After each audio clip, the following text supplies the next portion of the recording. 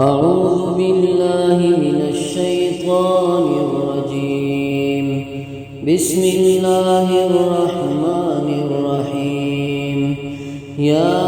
أيها المزمل قم الليل إلا قليلا نصفه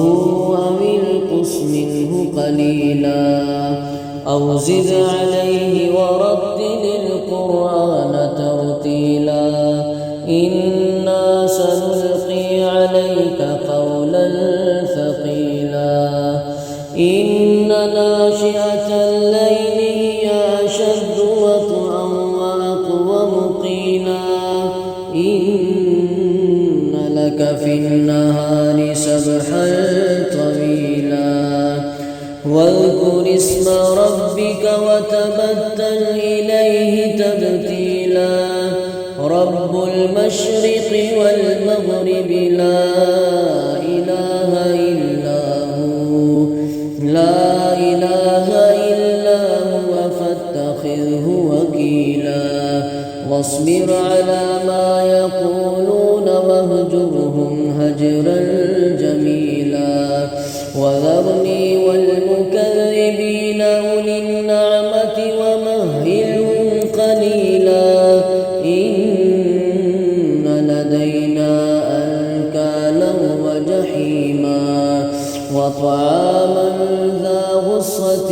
وعذابا أليما يوم ترجف الأرض والجبال وكانت الجبال كثيبا مهيلا إنا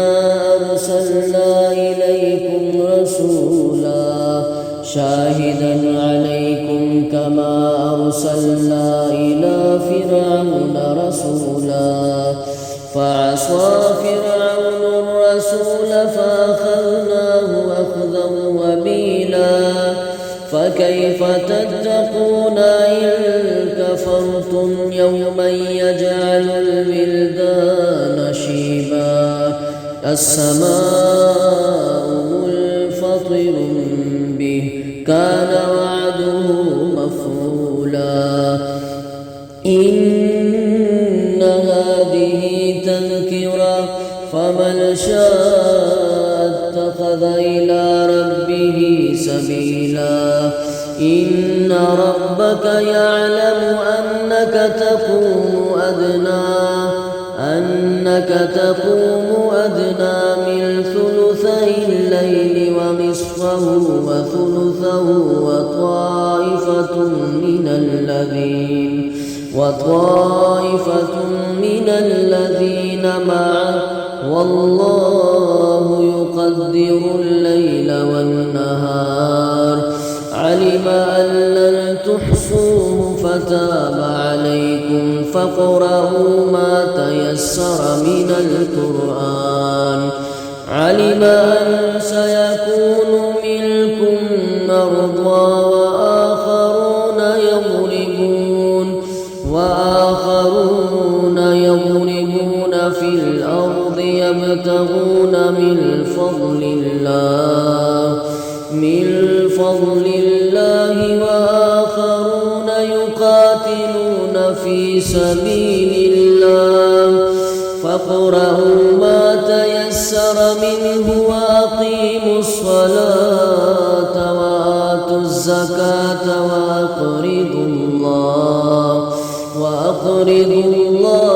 قرضا حسنا وما تقدموا لأنفسكم من خير تجدوه عند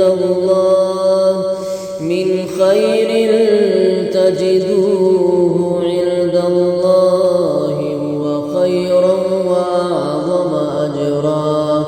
واستغفروا الله إن الله غفور رحيم.